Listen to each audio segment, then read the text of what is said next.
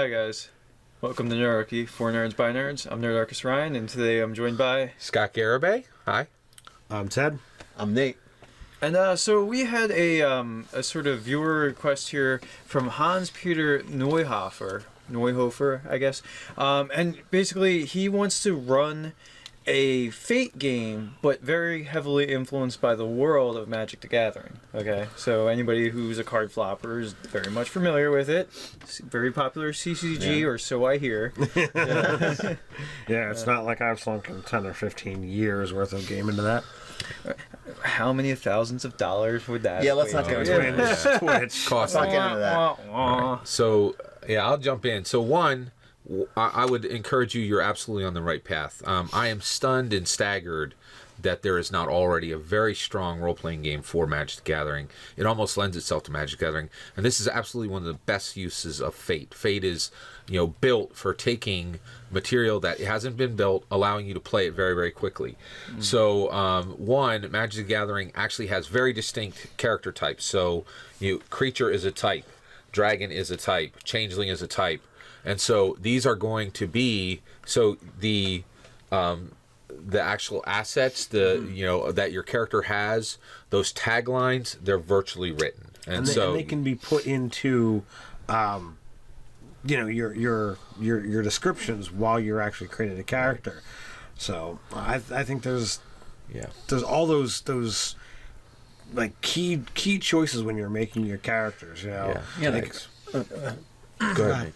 All right. Well, I was going to say one of the things, like the 5 types of mana. You got all that. That's like obvious. Yeah. Like how the bend of your wizardry is going to be a big deal. Exactly. And I don't think they were saying that they're planeswalkers. They're more just like adventuring type people within the realm of the planeswalker. Right. You could be like, say, Gerard and the crew of the Weatherlight or something like that. Which, I mean, that seems like more fitting than like the Uber wizards of the world, because like you're kind of being able to do too much as an adventurer. But that's why I mean non-planeswalkers. Yeah, like people that are in the realms, not necessarily hopping in between everything. Yeah. But if you play the game long enough, there's nothing to say that you couldn't evolve your character, rise to to become something like that. I mean, as you gain power and things in Fate, you get more things. You have the ability to improve your stats. You get more approaches and whatnot. So it's entirely possible through gameplay and through rewards to have that happen. So what I would say is, so from a mechanical perspective,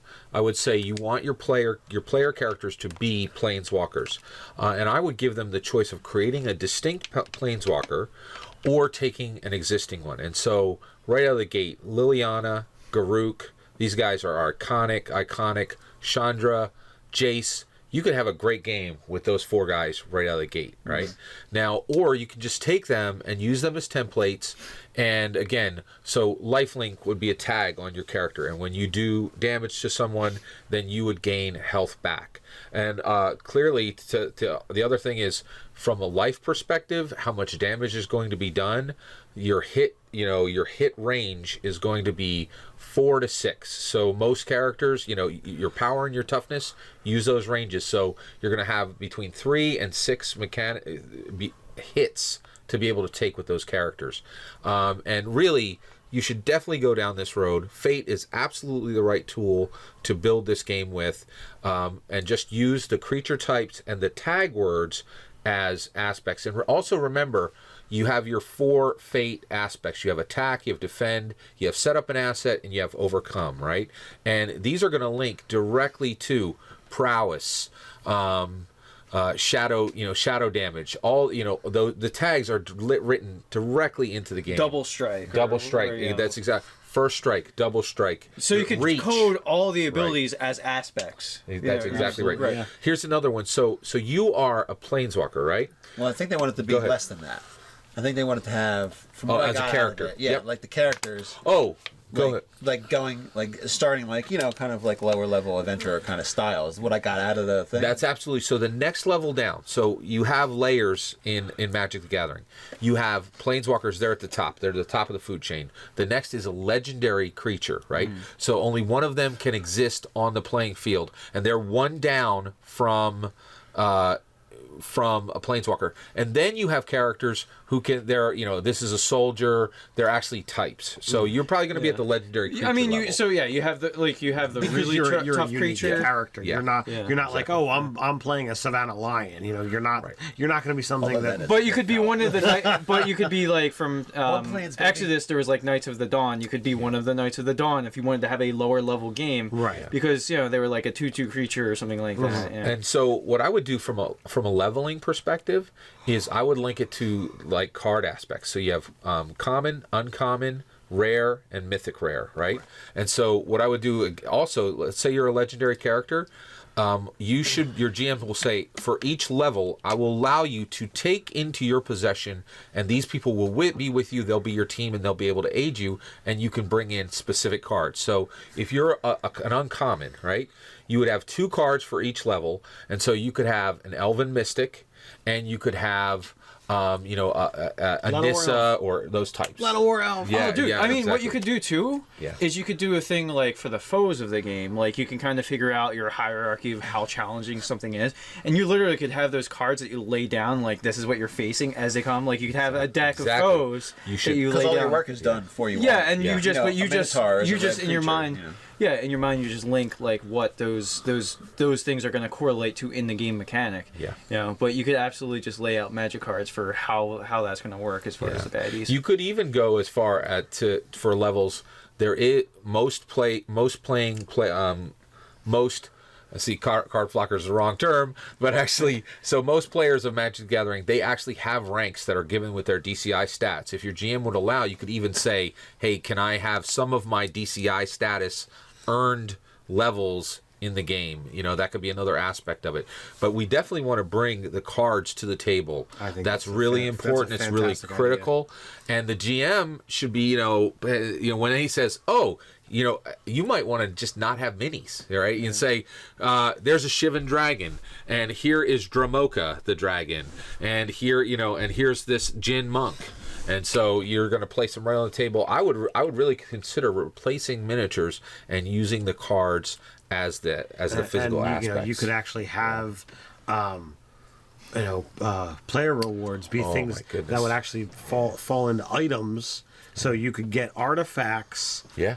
Through that, amazing. and use Yeah. What use if, those. I'm almost thinking about a thing too. If you are, because like the core of Magic is you are a planeswalker. Like that was the original conception of it. Like you were doing these things. Like what if like one of your aspects is spellcasting, and like you're actually kind of playing through a game of Magic, somehow mapping onto the Fate game. I don't know exactly how that would work, but you're actually like laying down mana and stuff like that, and eventually like, oh, I have this hand of cards. Or you could use a common pool of what lands people have and like use it like you're all one team or whatever against whatever foes, and like so like when you're playing team Magic and you can use each other's mana pool, kind of the same deal. So that's a great idea, and actually I think go ahead. No, I was gonna say I would love to try and work that out to have I mean, like I said, I've played Magic for years. I haven't played regularly in a long time, but to actually play a tabletop RPG in the world of Magic and be using the cards hand in hand. I mean, if you can make a system that's gonna flow, I think that's just golden. It would be absolute gold. Another thing to think about is, so one of the things that Ryan's talking about is, what do you do with sorceries and instants, right? They're going to be a little more challenging to bring in. Creatures are really specific. So, we're giving you a few ideas here. That's going to be a layer you're going to need to work on. The instants and sorceries are going to be a little different. If you're going back to old sets with interrupts and stuff like that, that's some advanced material there. But one of the... That's standard for me. What? So there's the stuff that you can like. There's aspects, and what's the other sort of? There's like there things. Are types. There's the mana cost. Well, no. So I'm the talking fate terminology. by fate mechanics. There's There's certain things that you get to use kind of for free and more regularly. Right. So those are the tags that are on your own character. Tags. Right. So because I'm thinking about like when you get to play a creature, like that thing stays around for a while, versus like the certain spells you have, like the instants and sorceries, like those are kind of aspects. So you get to invoke them for that one shot. So lightning bolt or whatever. Yeah, exactly. Approaches, right? So it is aspects. Right. So your approaches are your stats. quick, those okay. as well. And actually, that's a great point. You want to actually so clearly you have there's 6 specific approaches within the game, and so power and toughness are going to line up with some of those. The mana cost you're going to see how those map in. I just wanted to bring this out before I forgot it. There, so Dungeons and Dragons, you have Kalamar, you have Faerun. You have so many beautiful settings all ready to go in Magic the Gathering. You have Innistrad. You have Kamigawa. Kamigawa is amazing. Right. You have the Legend sets. You have the Frozen set. There's so many, and you have Theros.